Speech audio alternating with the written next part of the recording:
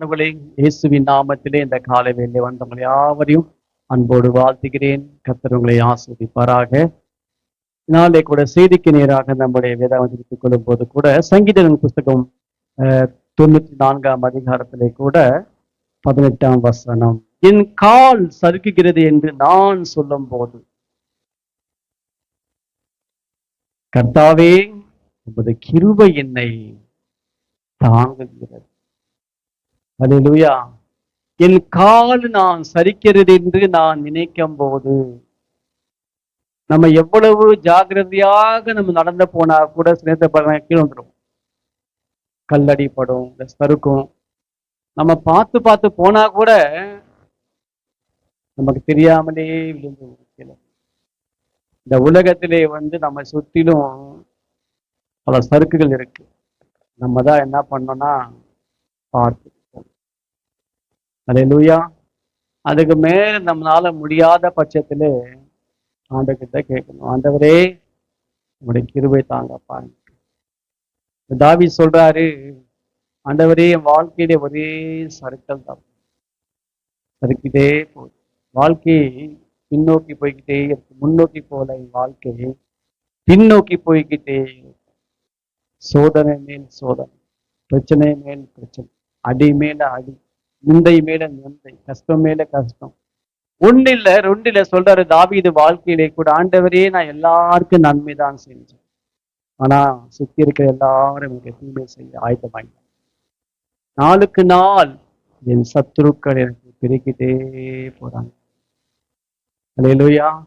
இன்னைக்கு நல்லவர்கள் தான் நிறைய பேர் இருப்பாங்க, சத்துருக்கள் கெட்டவங்களே யாரும் இருக்க மாட்டாங்க. தாவீது சொல்றாரு, என் கால் சறுக்குகிறது என்று நான் நினைக்கும் போதான். அப்ப தாவீதுக்கு தெரியுது, என் வாழ்க்கையிலே ஒரு சறுக்கல் இருக்கு. இன்னைக்கு நம்மளோட வாழ்க்கையிலே கூட எந்த ரூபத்திலே யாரு மூலமாக கூட நமக்கு பிரச்சனைகள் வரும். இவங்கதான் நம்ம நினைக்க கூடாது, எந்த ரூபத்திலையும் வரும். அன்னைக்கு தாவீது வாழ்க்கையில அதுதான் யாரும் பொறாமைப்படல, கூட பிறந்தவங்களே என்ன பண்றாங்க, அண்ணங்களே பொறாமைப்படுறாங்க. தாவீது அப்பாவே இவனா ஆச்சரியப்படுறாரு, இவனா ராஜாவாக்கிருங்க. சில நேரங்கள் நம்ம வாழ்க்கையிலே, நம்ம குடும்பத்திலே, நம்ம சுற்றி இருக்கிற சொந்த பந்தங்கள், குடும்பத்தார் எல்லாரும் கூட நமக்கு ஆப்போசிட் அப்படியே இருப்பாங்க. அல்லேலூயா.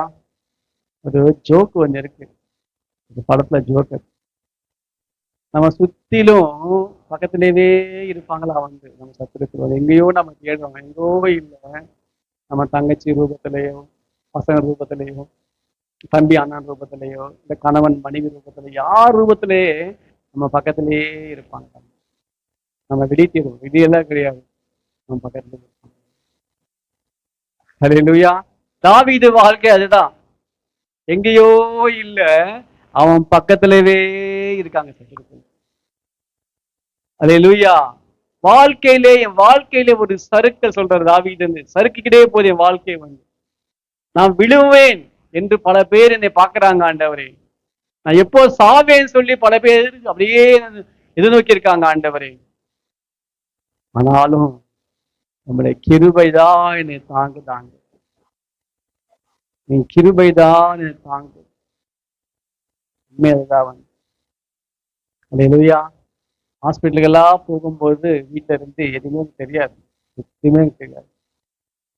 முன்னா நேற்று விஷயத்தை காட்டினா எங்கிட்ட ஹாஸ்பிட்டல், இதுவரையும் தெரியாதா ஹாஸ்பிட்டல், நான் தான் இங்கதான் நீங்க ஃபர்ஸ்ட் ஒன்று கொண்டு வந்தாங்க, ஐக்கியார் நகர் ஹாஸ்பிட்டல். இதை பார்த்தேன் அந்த ஹாஸ்பிட்டல் கொண்டு போகும்போது, இப்படி உள்ள போனா தெரியாது. ஸ்தோத்திரம். நம்ம வாழ்க்கை சறுக்கல், எப்போ என்ன நடக்குமோ என்ன ஆகுமோ சொல்லிட்டு யாருமே சொல்லவும் முடியாது. அல்லேலூயா. இதான் பார்க்க போறோம் நம்ம கொஞ்சம். அப்போ தாவீது இங்க சொல்லும் போது, ஆண்டவரே நான் சறுக்குகிறேன் என்று நான் நினைக்கும் போது, நான் விழுவேன் என்று நான் நினைக்கும் போது, ஏதாவது நடக்குமோ என்று நான் யோசிக்கும் போது, என் சத்துருக்கள் எனக்கு முன்பாக பின்பாக நின்று ஏதாவது எனக்கு செய்ய வேண்டும் என்று அவங்களை யோசிக்கும் போது, அப்பேற்பட்ட சூழ்நிலையிலே ஆண்டவரே உம்முடைய கிருபை என்னை தாங்குகிறதாம்.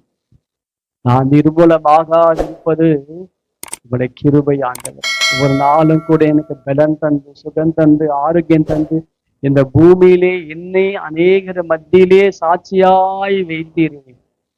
உங்களுடைய கிருபை ஆண்டவர். அல்லேலூயா. கர்த்தருக்கு ஸ்தோத்திரம். அப்போ நம்முடைய கால்கள், பைபிள்ல போட்டிருக்கு, உன் காலை தேவன் ஒரு நாளும் தள்ளாட விடார். அவன் வாசிக்கலாமா? 121ஆம் சங்கீதத்துல கூட 3ஆம் வசனம் இப்படியா சொல்லப்படுகிறது, அவர் உன் காலை தள்ளாட விடார், உன்னை காக்கிறவர் உறங்கா. இருக்கா பைபிள் அந்த வார்த்தை கூட உன்னை உன் காலை தள்ளாட விடார். சில நேரங்கள்ல சொல்லுவாங்க இல்லையா, ஒரு வார்த்தை சொல்லுவாங்க, பேஸ் மீட்டிங் என்னதா வீக். கால்கள் தான் நமக்கு, சில பேர் நல்லா பாருங்க குண்டா இருப்பாங்க, ஆனா அவன் நடக்கவே முடியாது. என்ன காரணம்? உடம்புதான் குண்டா தவிர காலில் என்ன இல்லை, அவங்களுக்கு ஸ்ட்ரென்த் இல்லை. பேஸ் மீட்டிங் என்ன இல்லை, ஸ்ட்ராங்கு கிடையாது. அத மாதிரி நம்மளுக்கு முக்கியமா திரும்ப நம்முடைய கால்கள் தான். கால் தான் முக்கியம் நமக்கு. நம்முடைய வெயிட் ஃபுல்லா என்னது, அந்த காலில் தான் நிற்கிது. அப்ப ஆண்டவர் சொல்றாரு இங்கே, என் மகனே மகளே, உன் காலை தள்ளாட விடார். அல்லேலூயா. உன் காலை தள்ளனா நீ விழ மாட்டே. நீ விழாதபடிக்கு கர்த்தர் உன்னை என்ன பண்ணுவாரா பாதுகாப்பான். உன் காலுக்கு எந்த ஒரு சேதம் இல்லாதபடி கர்த்தர் உன்னை பாதுகாப்பான். அல்லேலூயா. இஸ்ரவேலை காக்கிற தேவன் இரவும் பகலும் உன்னை காப்பார். அப்போ நீங்கள் போகும் பிரயாணங்கள், நம்ம நடந்தே போறோம், பின்னாடி பைக் வருது, கார் வருது, பஸ் வருது, லாரி வருது. நம்ம கரெக்டா போனா கூட பின்னாடி ஆபத்து எந்த ரூபத்திலும் நமக்கே தெரியாது. ஆனா ஆண்டவர் சொல்றாரு, இஸ்ரவேலை காக்கிற தேவன் உறங்குவதும் இல்லை, தூங்குவதும். அப்ப நீ போகும் இடமெல்லாம் உன் தேவனாகிய கர்த்தர் உன்னை என்ன பண்ணுவாரா? பாதுகாப்பார். காலை தள்ளாட விடார். அப்போ தேவன் நம்ம கால்களுக்கு ஒரு புதிய பலத்தை தரணும். அத சொல்றாரு, மான்களை கால்களை போல உன் கால்கள் ஆக்குவார். சிங்கம் இருக்கு அங்க, சிங்கத்தை சொல்ல, மான்களே கால்கள். அப்ப மான்கள் எப்படி குதிக்கும் தெரியுமா? ஓடும்போது பாருங்க, ஃபாஸ்டா குதிக்கும். அது கால் வச்சுட்டு ஒல்லியாதான் இருக்கும் காலு, அப்படி குதிக்கும் அது. அதே மாதிரி நம்முடைய கால்கள் என்ன பண்ணுவார் ஆண்டவர்? துள்ளி குதிக்கிற கால்களை போல உன் கால்களுக்கு தேவன் பலன் தருவார்.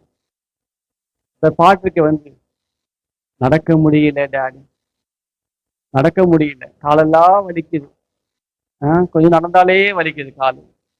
என் காலுக்கு என்ன இல்லை, ஸ்ட்ரென்த் இல்லை, ஃபர்ஸ்ட் மாதிரி என்ன இல்லை, ஸ்ட்ரென்த் இல்லாண்டு. அப்போ நம்முடைய கால்களை தேவன் தள்ளாட விடார்.